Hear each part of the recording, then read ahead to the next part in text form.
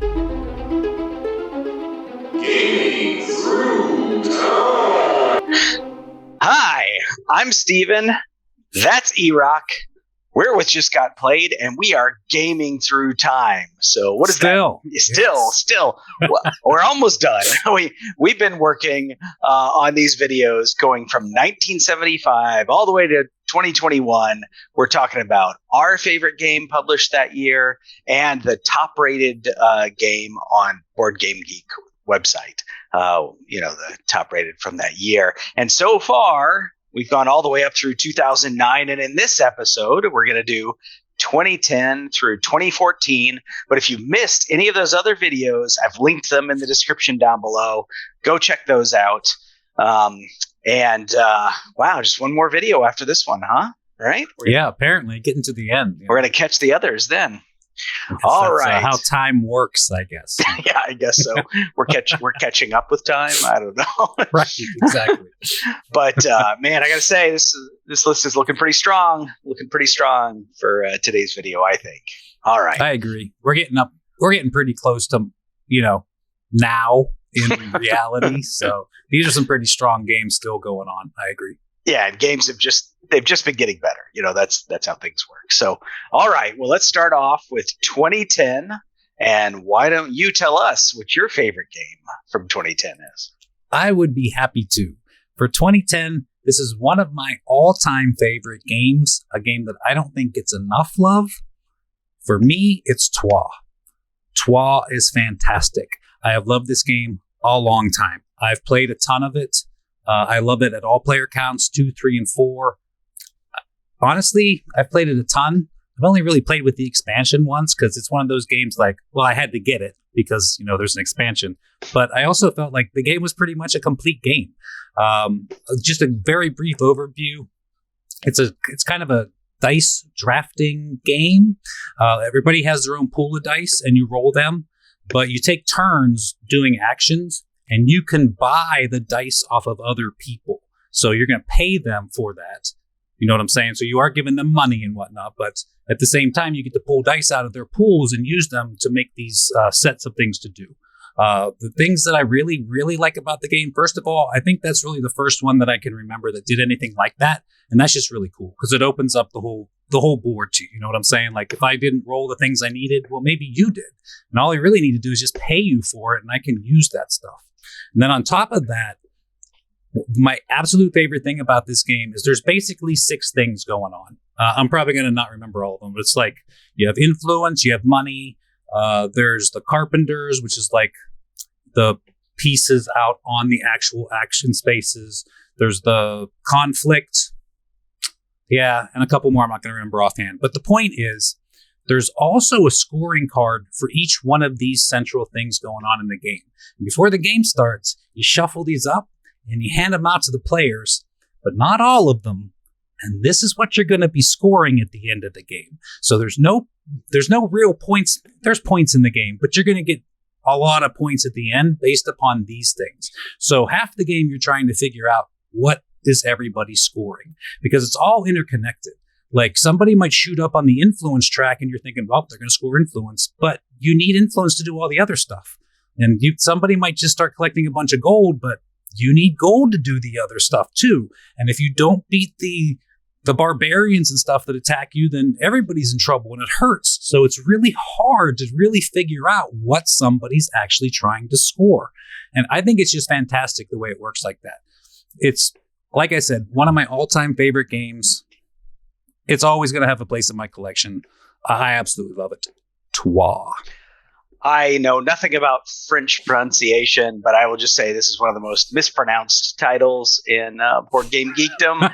Yes. I'm sure someone will tell me I'm doing it wrong, but yes. Yeah. All right. Just for everybody else out there, you've probably heard it referred to as Troyes. Yeah, or something like that anyway. Or something close, right? Yeah. Well, I'm pretty sure I can pronounce my my pick for 2010.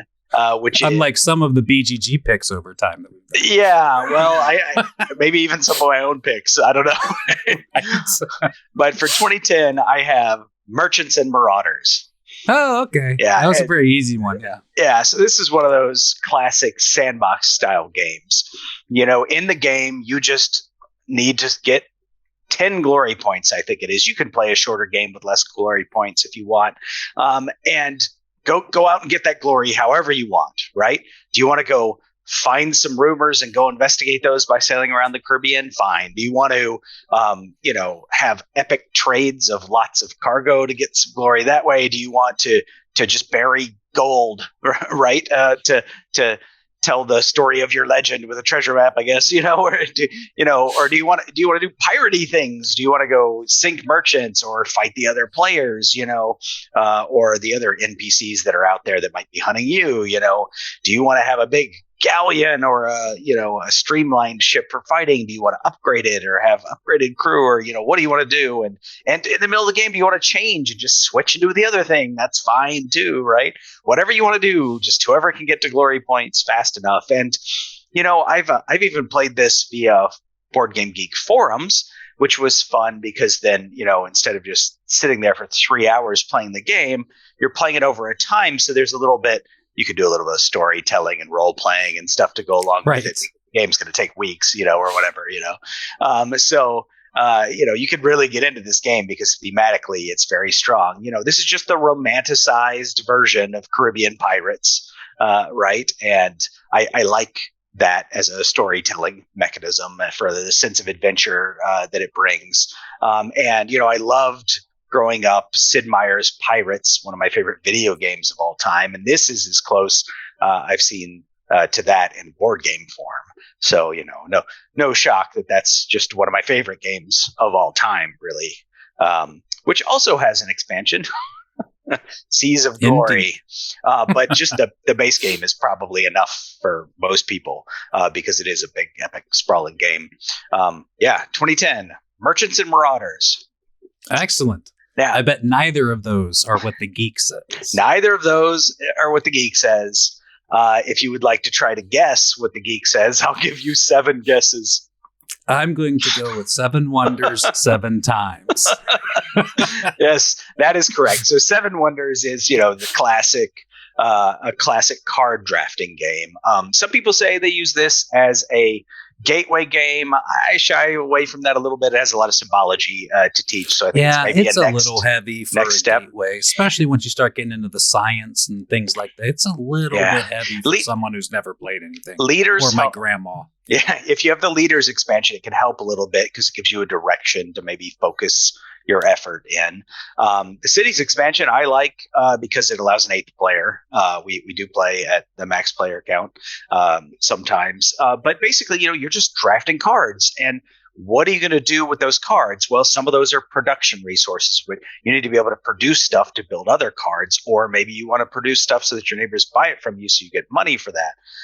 Or maybe you're trying to collect, you can collect the blue buildings just straight for points, or you can collect the green stuff for science tags, which is like a set collection thing to score points. And some of the buildings, they essentially level up in that in a later round, if you get a later age, the 3 ages it's played over, if you get a card that you have the sort of prerequisite building for, you don't need all the things you need to build the card. You just can straight up build it because the building evolves into it or whatever.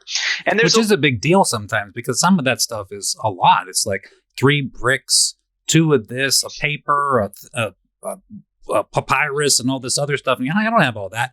But I did build the aqueduct, so now I can build this for free. Yeah, and there is conflict with your neighbors. There are points that are scored at the end of each age for fighting with each other. I mean, you could ignore that and still win the game, but it is a way to get some points. And of course, you are a civilization that has a wonder, and so you have a wonder board, and you can build the stages of your wonder to get extra stuff. So there's it's pretty simple. Like, here's a head of cards, draft one, pass it on. But then the complexities and how you use the cards and how they combo off each other and what direction you're going to go. And, some people focus on hate drafting, particularly if somebody's going for science. You're like, well, I got to stop that. Somebody's got to stop that. Somebody at the table needs to stop this science train going on over here, right? So you may get pushed in that direction just because you don't want. Yeah, and a lot of times it's not like you have to use the card. You could use it to build your wonder, or just discard it to get some money or something like that. So it's not like, well, now I have to take this because he's doing that. No, not necessarily. I usually build my wonder. No big deal. I hate discarding a card for money that feels like a wasted turn, even though I know sometimes you have to do it. But yeah, strategically choosing, wow, I don't want to let this card get around the table. Now's a good time to build a stage of my wonder and just bury this card. Yeah, that's always a satisfying decision to make in that game. So yeah, very popular, evergreen. It's been in print continuously since 2010, and I don't see that changing anytime soon. No, me either. It's absolutely in my top 100. It's a great game. It was just beat out by Trois, which is one of my favorite ones. The one little knock that I got against Seven Wonders is at higher player counts, I think you just got to play to have fun. I think it's almost impossible to play to win because somebody sitting across the table, you have no influence on them at all. They're with their two neighbors and doing their thing, and there's nothing you can do about what they're doing over there. So it's really about how well did I do against my neighbors kind of a thing, and how much fun did I have? Yeah, really. Yeah, sure. All right, so that is 2010 for you. 2011, I'll go ahead and list my pick, which is sort of interesting because this is Airlines Europe. And Airlines Europe is from Alan Moon. And, the description of the game says it's from before Ticket to Ride. But Ticket to Ride was published in 2004. So here it is in 2011. So maybe he was just working on it for 7 or 8 years before he actually got it published, etc. So I don't know there, but you could see the roots of Ticket to Ride here, whichever order they actually were sort of created in. Yeah.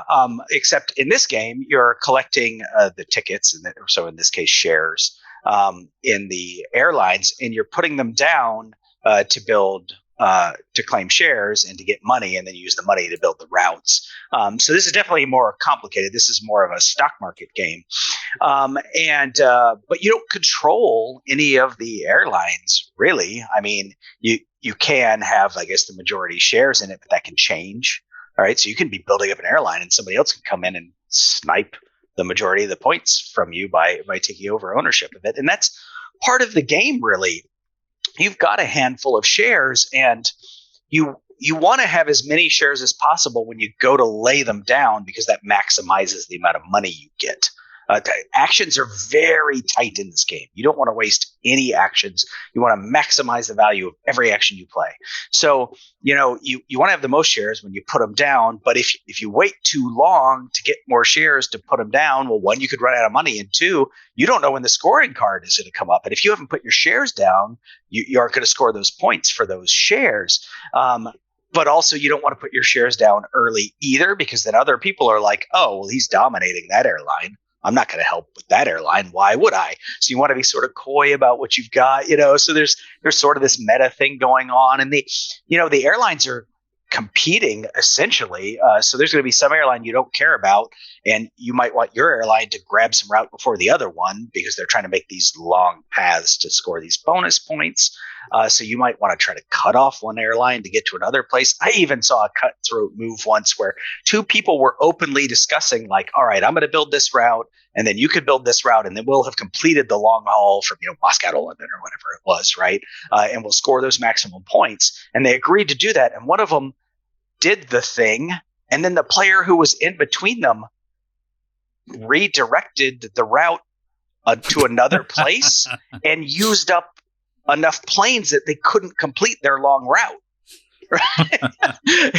Because they were just openly discussing what they were going to do. And that player, I guess, didn't have, it was late in the game, right? So I guess they decided the best thing for them to do was to keep them from, completing that long route. So, I don't know, you just get these interesting dynamics. I like the stock market thing. I like games where, ownership in something can ebb and flow in the game.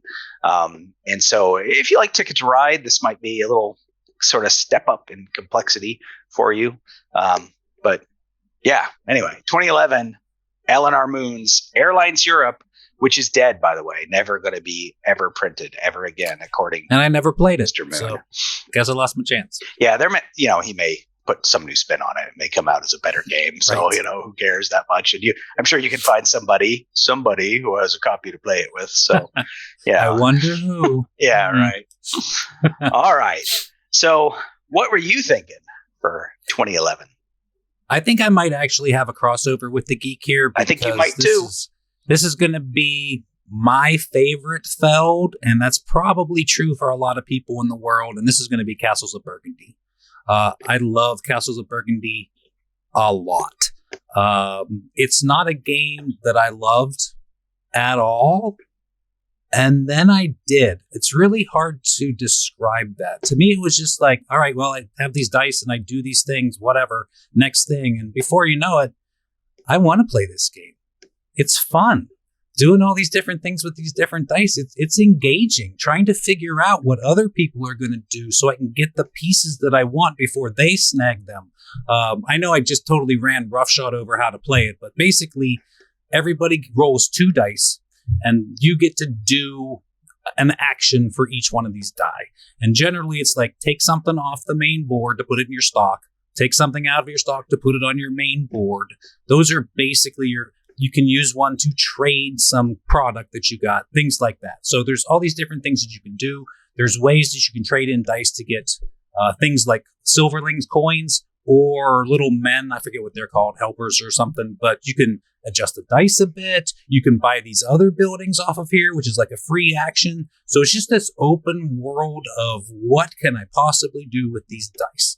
And there's even a really cool way that they deal with who goes first.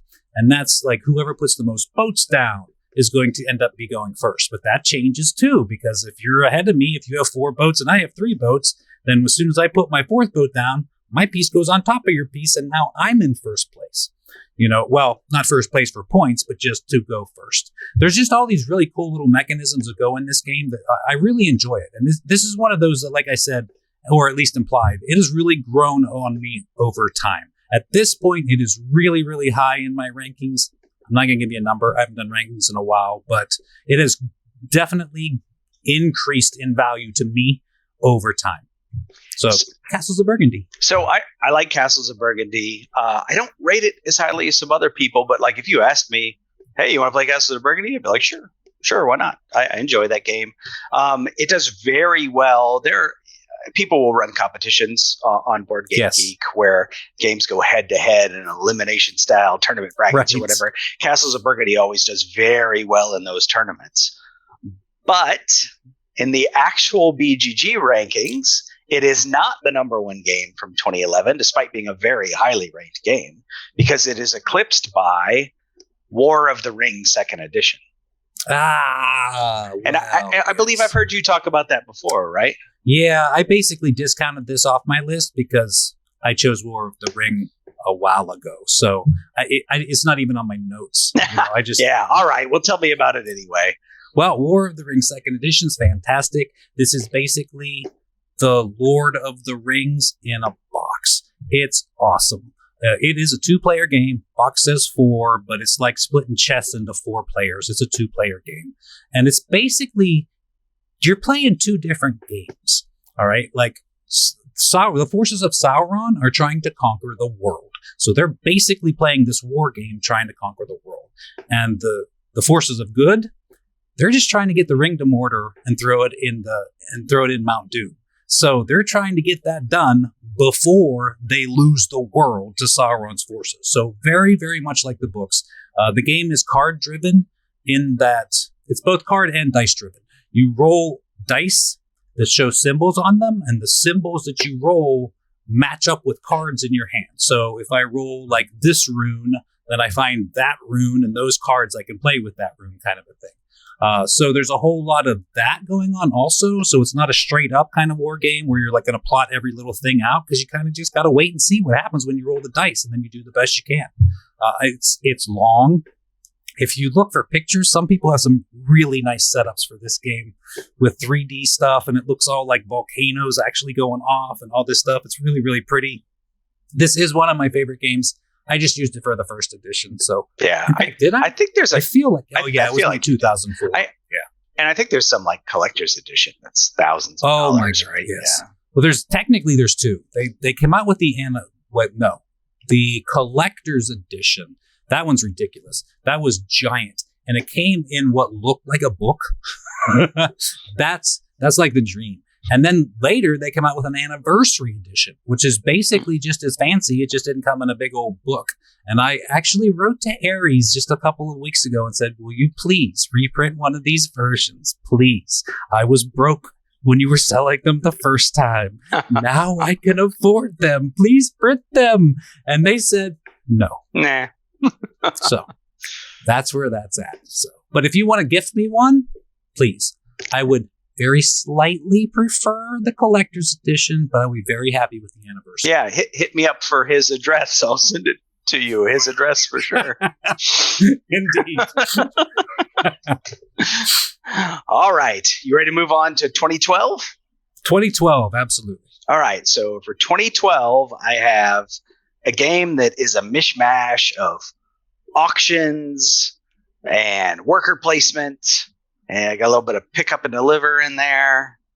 And that is Keyflower. This isn't even on my list because I haven't played it yet. No, that's not true. I played it once, a very long time ago. So Keyflower, I love Keyflower. I've played a lot of the Key games, but this is not only my favorite. I think most people in general prefer Keyflower as their favorite one.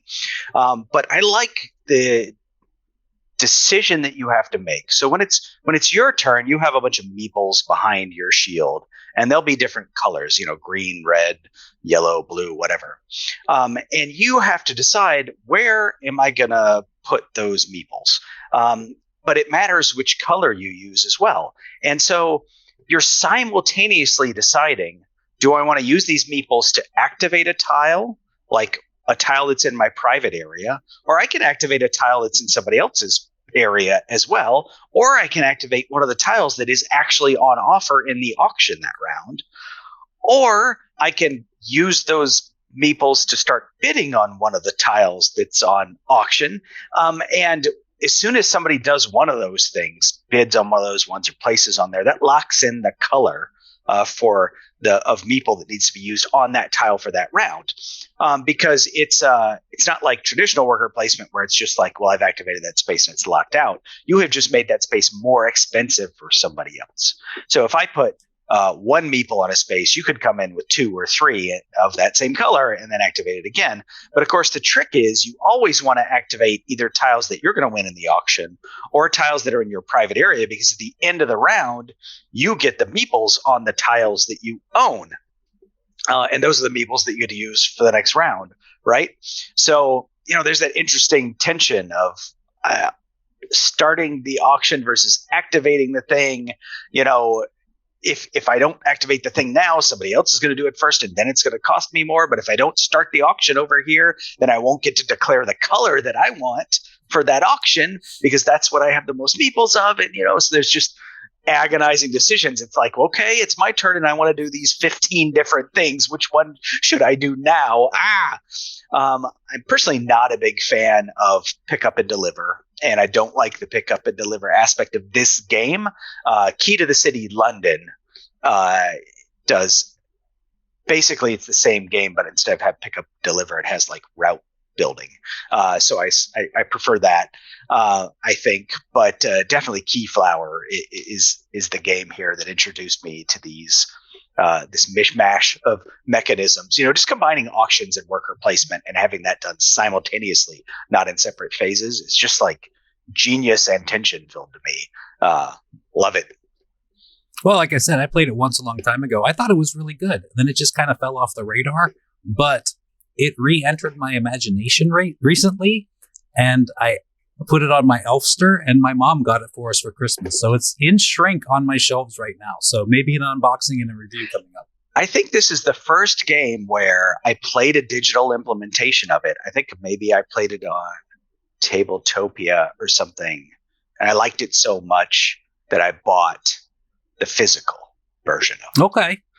Yeah, so I love it when that happens, right? When you play a digital version of something and then you love it so much you buy the physical version of it. Anyway, all right, that's my 2012. What have you got for 2012?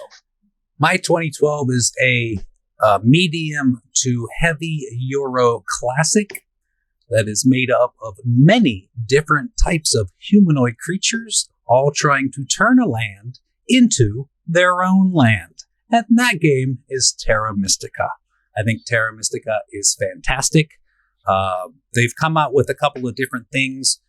Depending upon if you have some of the expansions, there's actually updated like maps. They come out with like a way to... In the base game, everybody just starts with the same stuff, basically. But like in the expansions, like it actually, you start with less points depending upon, because this game's been played so many thousands of times, they know that this is going to be wrong. But the dwarves are better than the cultists. So when you play the dwarves, you start with 15 victory points. When you play the cultists, you start with 25 victory points. So depending upon how far along in the expansions and your own research you are, you can actually really balance this game out well because it's been done. You know what I'm saying? But even above all that, I'm just getting way off kilter here. Terra Mystica is a game in which you play basically a color, which is a race, and each color has two races. So like, for instance, yellow is like, I forget. It's like the nomads and something else that's like that. And the green is like either the witches or whatever, the dryads or something like that. But the point is like all the spaces on the board are also the colors which correspond to you. So if I'm playing green, I'm trying to get forests. That's my home territory. And I need to terraform the land to my own territory in order to be able to build there. So that's basically the concept of what's going on here, is that, you never start with anything. There's no two greens next to each other on the board, but you're going to start on a green. Now you got to change the stuff around you into green so that you can build to expand your city and do more things with your worker placement-ish. It's not worker placement, it's action selection, but that's basically what's going on there. And there's some really cool things in here that even like ratchet it up even more, because that's fairly complicated. They're asymmetric. A lot of the things are different on all the boards. So you can't say like, this is true for everybody. It's not, because generally every one of those things, somebody's different around the table. You could say like, this is worth $2. That's true, except for him. For him, it's worth $3. That kind of thing, like every little rule. And then on top of this, they have this really cool, they call it power, but this it's like the cycle of power that goes around. And I don't even want to get into that because that would probably take me 10 minutes just to kind of describe that whole process. But this is how you get like extra actions and things, is by manipulating this power around in the middle of all this other terraforming and trying to build a city and score all these points. It's fantastic. It's kind of one of those knife fight in the phone booth, except it's not war, it's Euro, but you're so closely packed in and you get bonuses for being next to other people. So you want to be next to other people, but then at the same time, now they're in your way and you can't build there. There's just so many different levels of things going on in this game. I love this game, Terra Mystica. Have you played Gaia Project? It is on our shelves, unplayed by us. Haven't gotten there yet, but yeah. So yeah, Gaia Project is a same game system, but a different take on it that has, I guess, a sci-fi spin more than this is more fantasy spin, I guess. Yeah. Agreed, 100%. Yeah, one's sci-fi, one's fantasy. Also, Gaia Project plays to 4 and Terra Mystica plays to 5. Oh. So this has always kind of been one of my go-to 5-player kind of heavy games. So it just hasn't been easy to make that transition over. I feel like 4 is a more crowded space. I'm just going off on tangents at this point, but basically we're getting there. We just haven't yet. It's interesting. I always sort of bounce off this game. I've never played it. People talk about it and I just sort of, I don't know, tune it out. It just doesn't really interest me for some reason. I think maybe it's the play time and the sort of... It's a little long. The idea that especially with the teach, because this is not a 10-minute teach. This is probably a half hour, 45 minutes to really teach this game to people that don't know how to play it. Yeah, and I don't think I want to play it with somebody who's sort of got it figured out either, and so that I'll just get crushed. Not sure that would be fun for me. But anyway, I knew I didn't have to look into it too hard. I knew you would be ready to cover it, even because, it is BGG's pick. And I knew one of us had to talk about it. And I was like, it's fine. Erock will know this one. This one's fine. Yeah, this one I know very well, yes. All right. Well, so that closes out 2012, a crossover with you and BoardGameGeek, the hive mind that it is. All right. So moving on to... we are. Moving on to 2013, I would actually like to go back and look at my list of played games from 2013 because I'm a little, I made this list a while ago and I'm a little surprised that my number one game listed here is Skull King. Really? Yeah. So I really like Skull King. I really like it because I mentioned before, it traces back to roots to the game Oh Hell that I played as a kid. My son loves to play this. We went to the beach just this last weekend and took, a handful of games with us. And the first one he wanted to pull out and play that he brought was Skull King, so I played this just a few days ago. And, I think that's part of it, right? Like my kids just always want to play this. We want to play this as a family. This is our family game. I have made custom cards for this game where I've photoshopped their faces onto the pirates, right? So, I usually don't put that much effort into customizing a game, but this one I have because we like playing it so much. I did mention way early on, maybe in the first video or something, that felt like a ripoff of Wizard. Was it? Right. So that's interesting. I actually would like to get a copy of Wizard and play it and see how close it really is. But yeah, anyway, 2013 is Skull King, a trick-taking game where you have to get your bid exactly.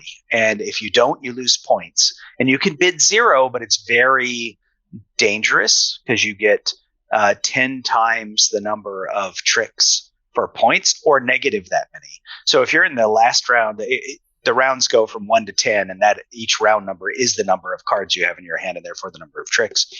So if you get to the 10th round and you're bidding 0, you could get 100 points, you get a negative 100 points, right? That's a lot of points.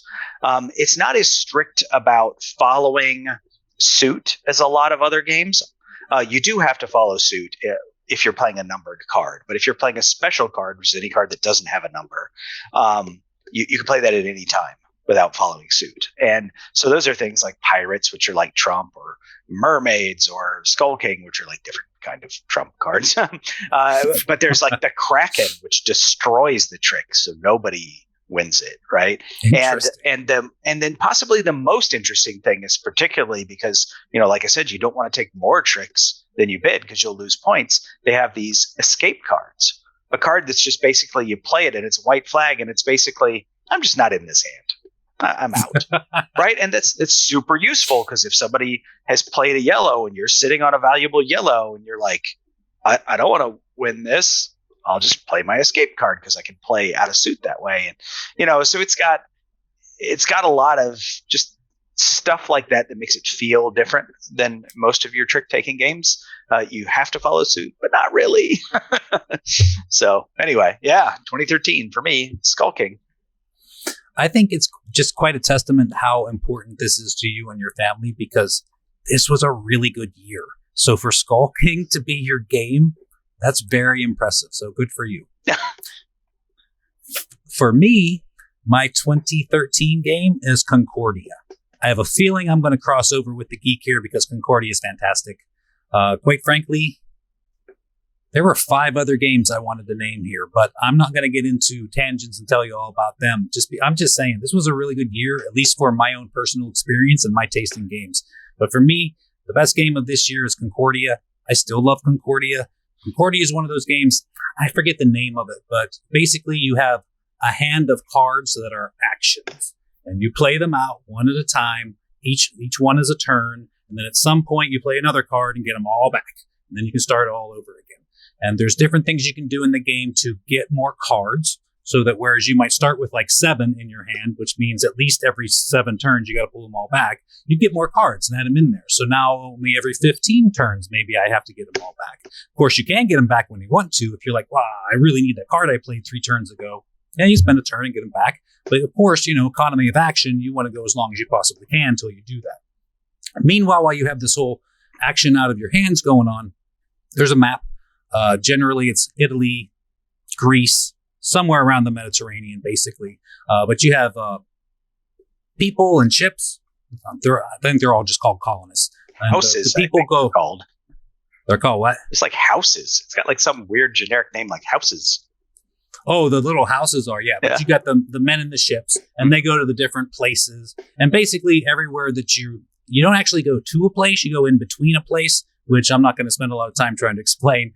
But you can then build anywhere adjacent to that in between. So if there's a route between, again, this is Mediterranean, so it's not going to be this. But if there's a route between New York and Philadelphia, you're not in New York or Philadelphia.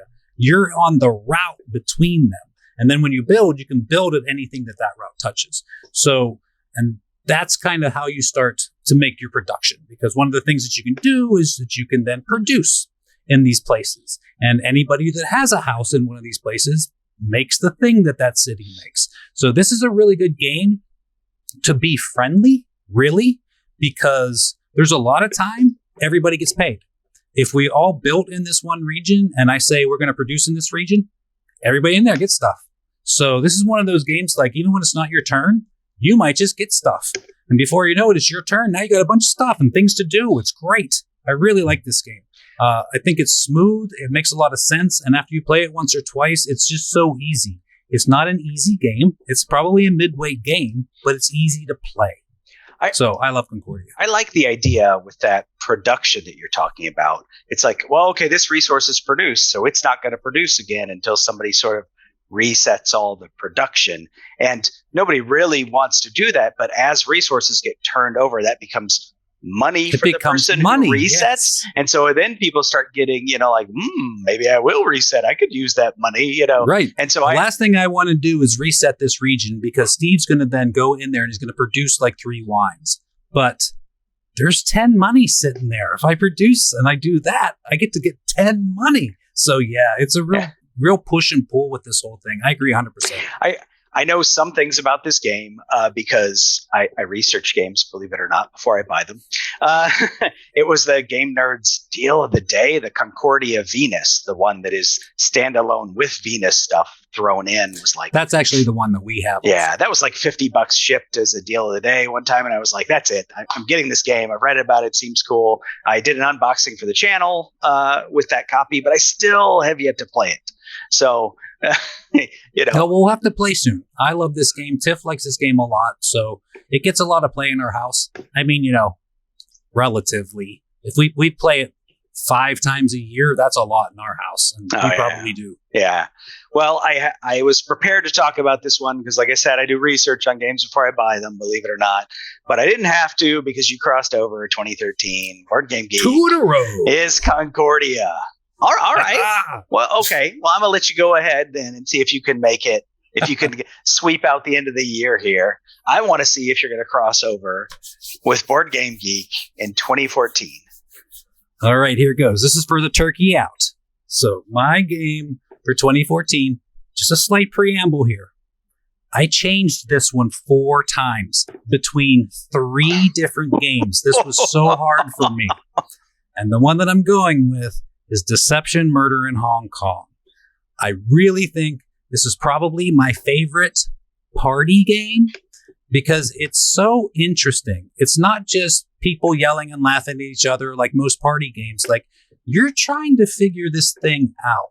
And basically, just to give you a brief overview, it's kind of like Werewolf, whereas like one person's kind of in charge of running it, and one person is the murderer.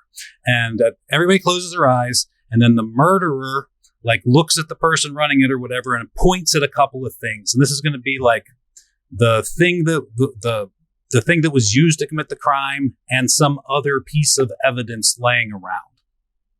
And then the person running it's not allowed to talk, but they give out little clues based upon these little cards in front of them that might say like, I don't know, place where murder was committed. And it might be like grocery store, the doctor's office, a sports stadium.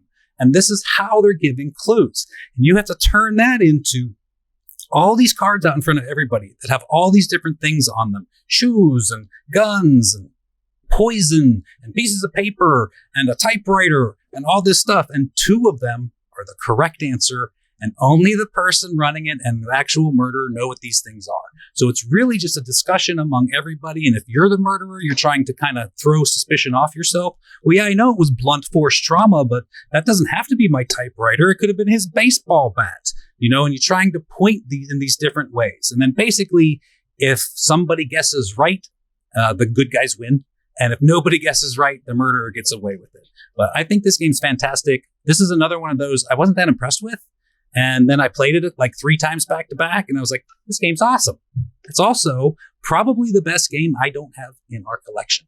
So, sorry, I'm smiling over here because I've played this game a handful of times, and I have hated every single play of it. And I know this is a very popular game, but I don't know what it is. Like, I was sitting there one time as the murderer, right? I knew what the murderer weapon was, and I'm watching the clue giver, or whatever their name is, give out clues and just totally struggling. Like, I'm just sitting there going like, what the hell are they doing? Right. And they didn't have cards that didn't line up or something, or, Yeah, there is a bit of that can happen, which is, it's kind of a quick game. Yeah. Like each individual session is maybe 15 minutes, give or take. So I think that makes it okay because, because that can happen in like Mysterium. You know what I'm saying? Where it's like, nothing I have is lining up. I can't get these people to the right place. But that's this whole experience, Mysterium, that you're playing. And if it's not working, it's a long time of not working. Whereas in this, after like 15 minutes, you're like, oh, none of that lined up right. Oh, well, let's play again. And then you just load it up again and you go again. So yeah, I don't know. I mean, like, I like Mysterium, and, I don't know. I would think I would like this game, right? I like deduction and a little bit of social deduction, and trying to figure out the puzzle, what somebody's basically trying to tell you. But every single game I have played of this has just been bad. And me, like, there'll be a group of people and they'll be like, hey, there's 6 of us. Let's play Deception Murder in Hong Kong. I'm like, right. All right, sure, whatever, I'll play, right? But part of that is because, again, it's short, right? If it was a 3-hour game, I'd be like, I'm out. Yes, I agree. But it's just funny. I will keep trying to play this. I will keep trying to find the fun. If people ask me to play, I will play. But I am like over 5 or something at this point. Eventually, you'll have to retire when it actually does happen. You'll be like, "That's it. I found the fun. I am done." Yeah. All right. Well, what do you think for 2014, Steve? You were well for 2014. I have a French game that I can't pronounce. No, maybe I can't pronounce. I'm going with Orléans. Oh, this was one of the games that got bumped. So, wow, I'm with you. The fact that you bumped Orléans for Deception Murder in Hong Kong just hurts my soul a little. No. So Orléans is one of my favorite games. Probably not my favorite bag builder, because I think I like Quedlinburg more. But this is an excellent bag builder, right? So you get these different workers and you put them in your bag and you draw out so many every round and get to place them on your board. One nice thing about this is if you're trying to draw a specific combo of people, you don't just get screwed by having a bad draw, because you can sort of fill up the spots and then just leave the people there and you draw the next thing out, yes. right? So you don't get screwed up by the luck too much. But choosing which things you want to add to your bag is very strategic, because you might decide, well, I need these things to do the certain stuff on my board. But also, when you get the other workers, they give you benefits, right? When you get knights, it allows you to draw more stuff out of your bag. When you get farmers, you can get goods, which are points. If you get, I forgot what they're called. They give you the tech tiles, which is like a whole other place that you can place your workers. And you can send your workers off to Valhalla, or you send them off to the court or whatever it's called, right? Where you're basically donating some of your workers to score points. And then, all that's going on. And then, oh, by the way, there's this board where you could be moving your merchant or traveler or whatever he's called around the board, by boat or by road, and collecting resources that way and building trading stations. And so there's just a lot going on, a lot of different interesting decisions combined with, I actually like sort of building an efficient bag builder engine more than I like building an efficient deck. For some reason, I like it with bag builders more than I like deck builders. So this really resonates with me. The same kind of concept, right? They're both. Do you think maybe it's the prospect of constant randomness, whereas the deck you shuffle once and then that's just what you get? I don't know. I think it's probably just because a lot of deck builders are all about the cards, and most bag builders there's some other game built around it. Yeah, I think that's actually probably why I like the bag builders more than I like deck builders. It's a good description of Orléans as well, because that's right. Because it's a really, really good bag builder, but you're really just playing this other really cool game out here also at the same time. So good point. Yeah, and I talked about when we were doing our viticulture world, first impressions and live stream, that not very often will you find a game that's designed as a good competitive game where there's some cooperative version of it that is also really solid. And so I was impressed with Viticulture World about that. But I would say Orléans Invasion is probably even better. It's amazing, really. It's so much more content in that extra box, but it does a really, really good job of bringing everybody on the same page to play a co-op game. I agree, 100%. Yep. So Orléans is my pick for 2014, and it is also BoardGameGeek's pick. So you knocked me off my throne. Oh. I'm crossing over there. I wondered if we are going to have another 3-way crossover, which it was this close. It was a last minute sub in right there. This was probably the last chance, until 2029 or some future date for us to have a 3-way crossover. Just looking ahead at my picks, I doubt you're going to cross over with me again. But anyway, yeah, I mean, just look at these games from 2010 to 2014. The games that I listed, the games that you listed, the games that BoardGameGeek listed. Like, if that was the sum total of gaming that ever I got to play for the rest of my life, I'd probably be happy with just it'd be fine. Yeah, I'd be fine. Absolutely. There's enough enjoyment there to last me a whole lifetime. I'm going to do kind of a callback crossover, because the other game that got bumped out of my number one for 2014 was Zaya, which is very much like Merchants and Marauders. Sandbox. Very much the same, except we're talking about pirates in the Caribbean, and I'm talking about space. But that was very, very close to being my game for this year. Zaya is awesome. And that expansion really rounded and perfected that game, in my opinion. And still, Deception Murder on Hong Kong beat that out. So there's some good games. Amazing. This is a really good section. Yeah. Good stuff. All right. So we've got one more episode coming. We are going to cover 2015 on. I say one more episode coming. I mean, 5 years from now, we'll make another one or something like that, right? But there'll be another one coming next week, I guess I should say. And then there'll be a long gap of several years before there's another one of these. I'm really, really looking forward to the next one. So join us there. If you would like, you could chat with us here in the YouTube comments if you want, or even better, I've got a link down below to our Discord server. Come over there, chat with the whole Just Got Played crew. We love to talk about games. We'll chat all day long. Yeah. I should probably be working, but instead I'll be on Discord chatting with you about games, so come interrupt me from my job, my day job. That's fine. Absolutely. But yeah, if you're enjoying this series, thumbs up is always appreciated. And subscribe so you don't miss the next episode. Absolutely. We'll be here at least one more time with this before we come up with some other crazy idea of stuff to do. Sounds good to me. All right, everybody. Thanks for watching. I'm not going to let you down. See you next time.